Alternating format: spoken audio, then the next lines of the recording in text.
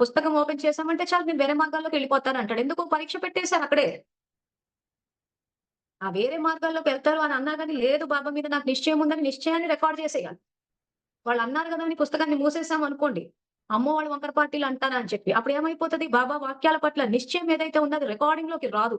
రానప్పుడు ఏమైతది వచ్చే కల్పంలో జ్ఞానంలోకొస్తారు గాని బ్రహ్మకుమారుల దేహ జ్ఞానం వింటారు. ఎందుకు ఈ రోజు నిశ్చయం రికార్డ్ చేయట్లేదు. వాళ్ళు మీరు పుస్తకం ఓపెన్ చెయ్యగానే వీళ్ళు శంకర్ పార్టీ, వీళ్ళు వేరే మార్గాల్లోకెళ్ళిపోతారు అనగానే భయపడిపోయి ఆగిపోతున్నారు. సో, రికార్డింగ్‌లో ఏం రికార్డింగొస్తుంది? అక్కయ్య పట్ల నిశ్చయము, బాబా పట్ల నిశ్చయం లేదు. సో, అప్పుడు వచ్చే కల్పంలో ఏమవుతది? అక్కయ్య చెప్పే జ్ఞానం నమ్ముతాము, బాబా చెప్పేది నమ్మము. అక్కయ్య చెప్పేది జ్ఞానం కాదు, అజ్ఞానం దేహ జ్ఞానం అది. అది నమ్ముతాం. ఎందుకు? రికార్డింగ్ ఇప్పుడు నడుస్తుంది. ఇప్పుడు చాలా మందిని చూస్తున్నాం. వాళ్ళ మాట అనగానే భయపడిపోయి ఆగిపోతారు. సో, స్వచింతన చేసుకునేటప్పుడు ఈ లైన్స్ మీద చేసుకోండి. మీరెక్కడ రాంగ్ రికార్డింగ్ చేశారో మీకిప్పుడు మీకివన్నీ ప్రాక్టికల్ ఎగ్జామ్స్. ఇదేవో కథలాగా వినమని కాదు. ప్రతి నిమిషం